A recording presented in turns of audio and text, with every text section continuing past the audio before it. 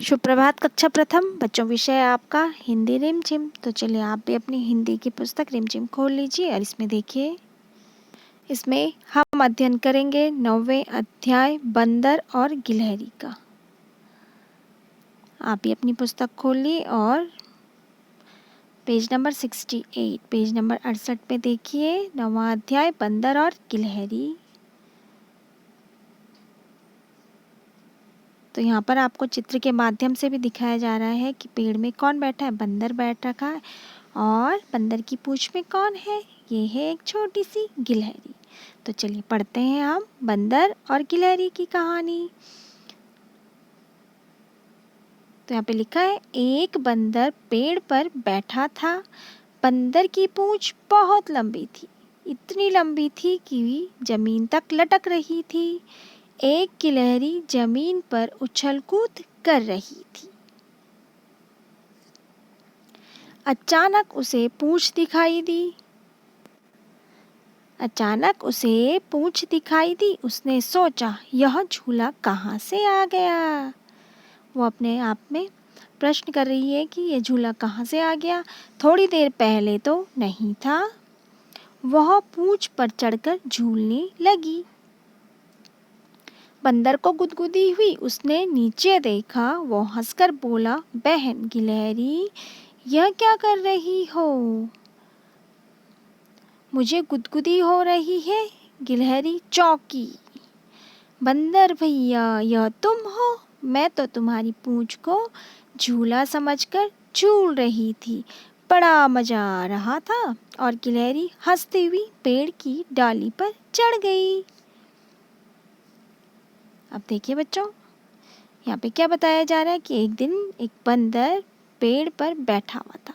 तो यहाँ पर चित्र में भी देखो आप, बंदर आराम से कहाँ पेड़ पर बैठा हुआ है ना।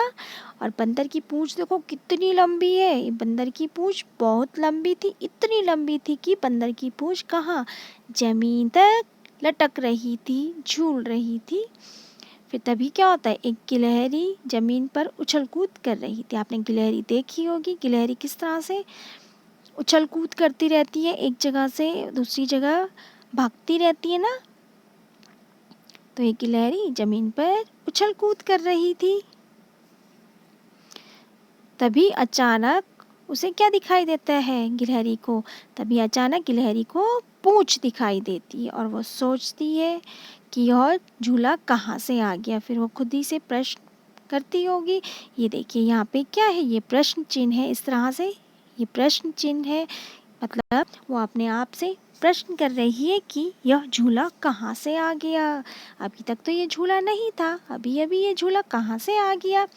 फिर थोड़ी देर पहले तो नहीं था कि ये झूला थोड़ी देर पहले तो नहीं था, अब ये झूला कहाँ से आ गया।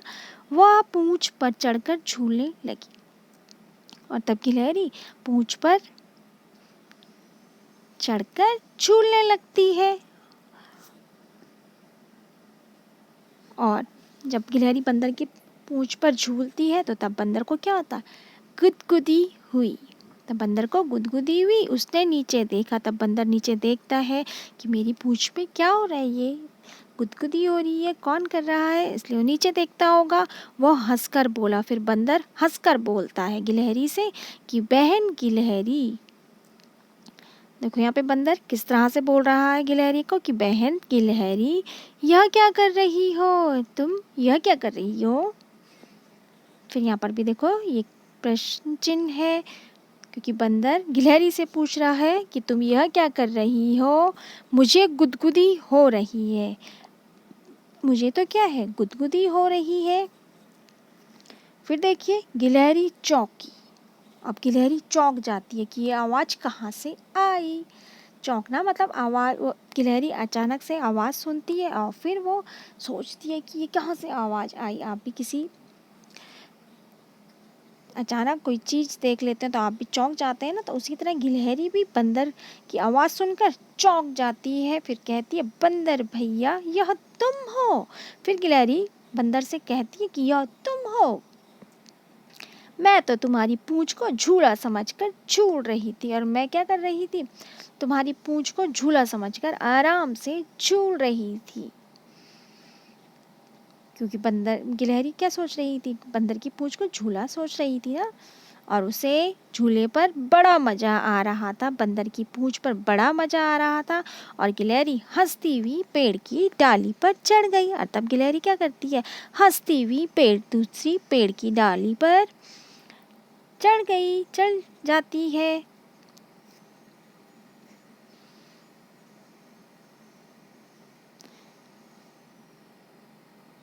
तो आज हमने पढ़ी बंदर और गिलहरी की कहानी, जिसमें क्या है, एक बंदर पेड़ पर बैठा हुआ है और बंदर की गिलहरी पूंछ इतनी लंबी है कि वो जमीन तक लटक रही है। और तभी एक गिलहरी उछल कूद करते हुए बंदर की पूंछ को झूला समझकर उस पर बैठ जाती है और झूलने लगती है। फिर बंदर गिलहरी को देखता है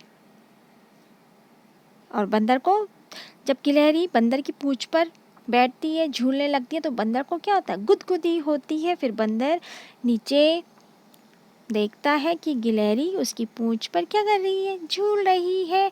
फिर बंदर गिलहरी से कहता है कि बहन, ये तुम क्या कर रही हो, है ना।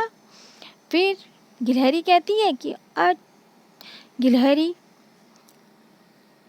गिलहरी चौंक जाती कि ये आवाज़ कहाँ से आई। आता वो कहती है कि मैं तुम्हारी पूंछ को झूला समझकर झूल रही थी और मुझे झूला झूलने में क्या है, बड़ा मज़ा आ रहा था। फिर गिलहरी हंसती हुई उछलती कूदती हुई पेड़ की डाल पर चढ़ जाती है। तो आज हमने बंदर और गिलहरी की कहानी पढ़ी। आप भी बच्चों एक बार फिर से स्वयं से बंदर और गिलहरी की कहानी पढ़ने का प्रयास करेंगे। तो चलिए आज आप बंदर और गिलहरी की कहानी पढ़ लीजिए। तो धन्यवाद बच्चों।